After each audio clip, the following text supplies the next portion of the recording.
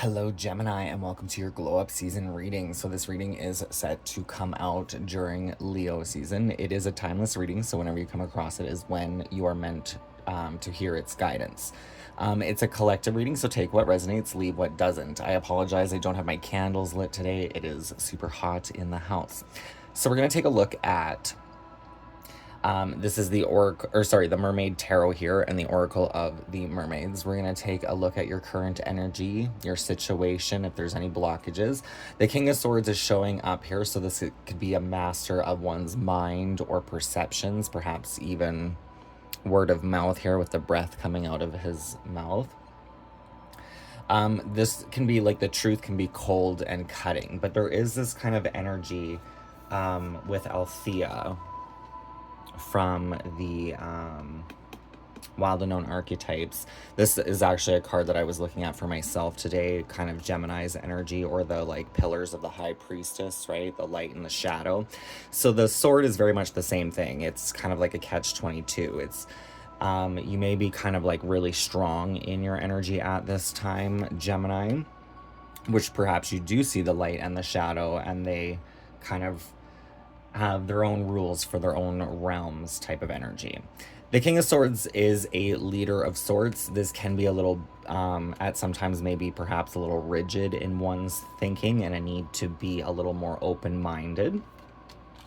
But we're going to dive into the Oracle of the Mermaids to see what your overall energy is. So we have Water Flight. Heaviness lifts, burdens are cast away, and weightlessness.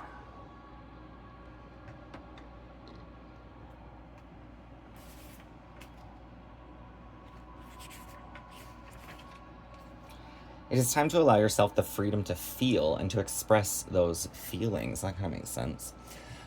This will release and let go of some of the weight you have been feeling that may have actually manifested and physicalized in more weight on your body. A sense of discomfort when moving, less flexibility, and a feeling of being clumsy at times. This re-involvement with your emotions can also be nurtured by allowing tears to fall, connecting with your own inner sea, and if you are a woman, by connecting with the womb. If you are a man, you may develop a new appreciation of the feminine nature and of your own emotional wisdom. Men and women alike who receive this card may wish to spend more time in healing natural bodies of water. The weight of your form that you experience on land will vanish, and likewise, you will release any worries, your deep sadness, and that sense of being overwhelmed that you so often experience. The freedom of water can be yours, emotionally, physically, and your spirit will take you underwater flight. This definitely seems like a time of connecting the heart and the mind and kind of allowing things to flow a bit more here. I'm kind of doing that myself here, Gemini, trying to connect more to the emotions and be a little less out of the headspace here. We have the Knight of Wands, which can be Sagittarius's energy, exploring perhaps one's passions. There's almost like a block here. I'm just noticing this wind or water kind of being blocked by the shield here, which could represent perhaps a sense of feeling guarded, not showing your emotions, not kind of wearing your heart on your sleeve type of energy. Then we have the Knight of Cups. So these are very opposites here. This can create some sort of steam or clouded judgment at times, the fire and the water, right? We have two knights. These could represent people, but this Knight of Cups is all about seeing one's own reflection and falling in love with one's own self. Ooh, then we have the Judgment card, which is, in this card, you can kind of see they're being hatched from like eggs, right? So this is like a rebirth or a reawakening and ascension of one's self, releasing the old and embracing the present and what's to come, right? It's almost like shifting and evolving type of energy. So now we're going to take a look at the Oracle of the Seven Energies.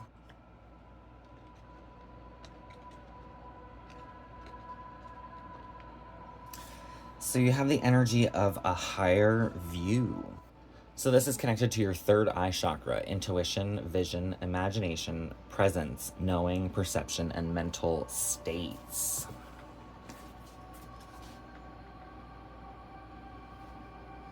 You may be connected to owls at this time. Owls are great. Birds I find are great to work with spiritually, because you can bring yourself up to see the higher or full picture, right? But you do have the owl here, which is typically a nocturnal bird, right? Seeing through the shadow of illusions here, coming out of some sort of darkness. Sometimes our lives are suction cupped to the ends of our noses and we can't see beyond ourselves. This happens to everyone once in a while. We fall into an automatic response to life and react from a learned, conditioned place rather than one of awareness. Being in reactivity keeps us repeating old patterns. Conversely, the avoidance of our triggers could keep us in our comfort zone, policing our attempts at new things. It's kind of gives me this energy of, I used to be really good at giving like relationship advice. And the only reason I was good at it is because it's easier to see things looking from the outside, right? Say you like witness a couple and they're fighting a lot. As a third party viewer, right? You may actually know exactly where their issues lie, but they don't always see it because they're in the thick of it, right? They're not seeing beyond themselves, they're feeling themselves. So this is kind of the energy of, it's almost like trying to do this for yourself, like to step outside of yourself to see yourself, if that makes any sense. Just with that, our lives being suction cupped to the end of our noses, right? Being so focused on, it almost seems like more focused on, life, work, finances, children, family, and less focus on ourselves, perhaps, which is the energy that you may be going through. It's almost like a need for more focus of the self. The way to be successful in your endeavor to connect with others is to step out of your sticky perception of the world. Imagine yourself sitting on the back of a bird 1,000 feet above your head. Wouldn't your perspective change? From a higher point of view, you can see for miles. You could let go of naming or blaming the obstacles in your way and instead easily discover a path to more beautiful and compelling vistas. More can become available to you in all aspects of your life when you are able to step back and get a little distance. You can wait before responding. Be more graceful in your interactions and see how everything is connected and every experience is a gift. The world is wide open for you today. All you have to do is move to higher ground. Be mindful and celebrate the spectacle of life's dance. So this is working with the third eye chakra. For those of you that don't work with the chakra systems, you can still breathe into like your eyesight. You can almost like imagine it breathing fresh oxygen into your mind sight and clearing it, trying to make it almost like a clear blue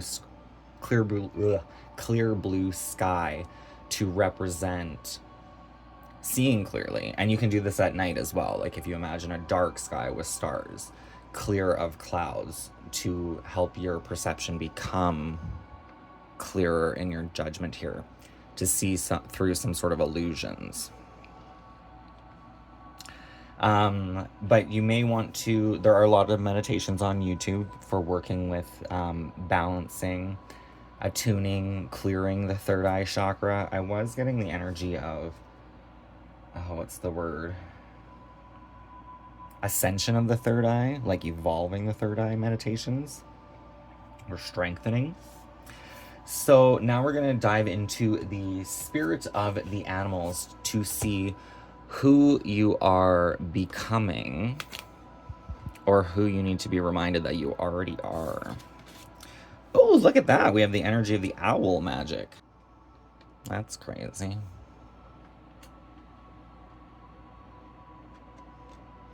So the owl magic, choose to know the truth because you can open your inner vision. You can see through deception. Let the past go and make room for a better life. Rise up. Magic and wisdom are your birthright. We have the triangle for water here as well. So definitely connecting to water may help at this time. Water can kind of govern our subconscious a little bit. There's also water in this card, and then I'm kind of seeing water here too. This could be a call for some to drink more water, especially during the hot months, right? But you definitely seem to have this owl as your kind of spirit guide here. It's almost like that we have kind of like this brown owl. It's not a brown horned owl, but it's a brown owl for sure. Kind of, it's almost like purifying its spirit here. Again, that energy of clearing one's um, sight, vision, clairvoyance. Wisdom, learning, protection, warnings, messenger magic, night vision, silent flight, revealer of secrets, and shapeshifter. Owl is the messenger and revealer of secrets, the totem of oracles and seers. Owl sits on their shoulder and is their advisor. When Owl flies into your life, know that a time of unveiling is at hand and the truth will be made known. Change is on the wind. Owl medicine can help you release the past and fly into a better future. Sorry, my video totally cut out there. Their silent flight and superior vision make them supreme hunters. They capture the prize. If they cross your path repeatedly, it is a warning to review your situation and see where deception is lurking. To see an owl can be an omen that a profound change is coming. If owl is your totem, you are an old soul. You succeed with wisdom. No one can deceive you, and you see into other souls. Be sure to keep your knowledge secret unless asked to provide counsel. Trust should not be broken. The night is auspicious for owl people. When the moon is full, you are creative and energized. You can see in the dark and appreciate life's magic. Ask your owl totem to sit on your shoulder and guide you. Become the conscious student of owl. Embrace your gifts and fly with the masters. So for the closing message, I'm going to pull you an owl, I'm going to pull you a message from the owl with the Avalon magic. We have the energy of the kind of very high priestess energy here. But what I was getting is connecting air and water almost. In the heart space, it's like connecting the mind to the heart.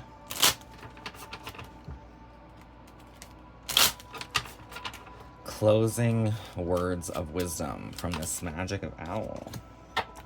I can't even believe that. Do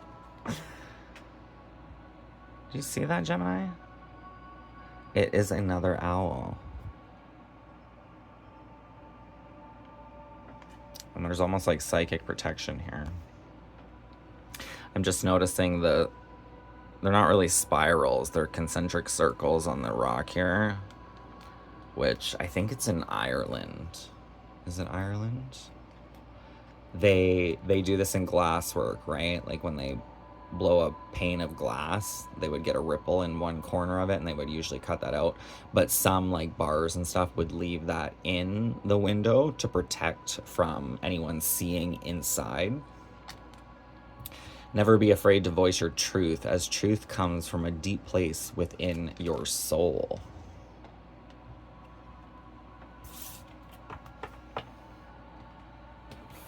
Yeah, they used to use that ripple in the glass so that the glass becomes distorted, right? Which was almost like suggesting that, I don't know if your vision is necessarily distorted at this time.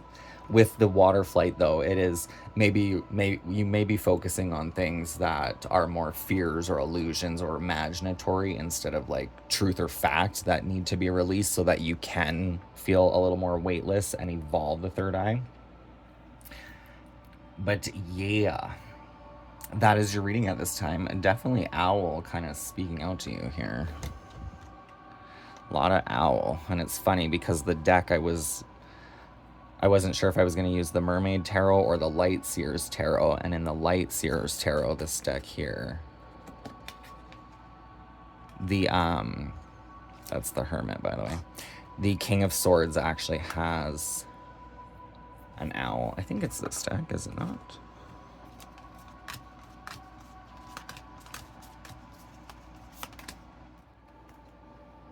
So it's not on his shoulders, but it's down here.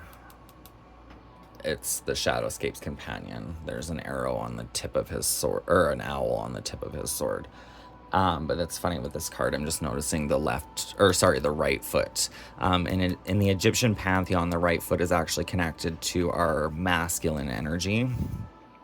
Not even just the Egyptian, right? The right side is the masculine, the left side is the feminine, and vice versa for the brain. But it's funny with this card. I'm just noticing the right foot is actually connected to our masculine energy. Not even just the Egyptian, right? The right side is the masculine, the left side is the feminine, and vice versa for the brain. So this may even be seeing more connected to your masculine energy, which would make sense.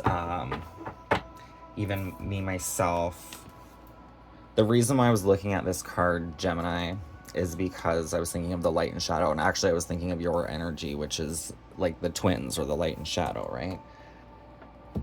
I was just seeing kind of the seed of light growing, the light being itself, and then it grows and it almost darkens in the sun to protect it. But these are the High Priestess pillars color, right? The strength and stability here. So this card, I just kind of saw it in my mind's eye, and I haven't really used this deck in a while. And there's another card that looks similar to this, only it's not roses. There's a diamond like this cut in half, and then there's a tree, and then obviously the white part of the tree, and then the black part of the tree. Kind of that yin and yang. But that card actually represents the father energy. So that definitely could be speaking volumes to you. With this owl kind of oracle shaman aspect. When I pulled it for myself, I mean, it made total sense. I know my connection to my own father energy. It makes sense. But that may be where a higher perspective is called for at this time for some of you Geminis. So I will leave the reading there. I hope it resonates. I hope it helps you on your journey. If it does, please feel free to give this video a thumbs up. Don't forget to subscribe, and I will see you next time. Many blessings. Live, love, and light. Thank you for watching, and bye for now.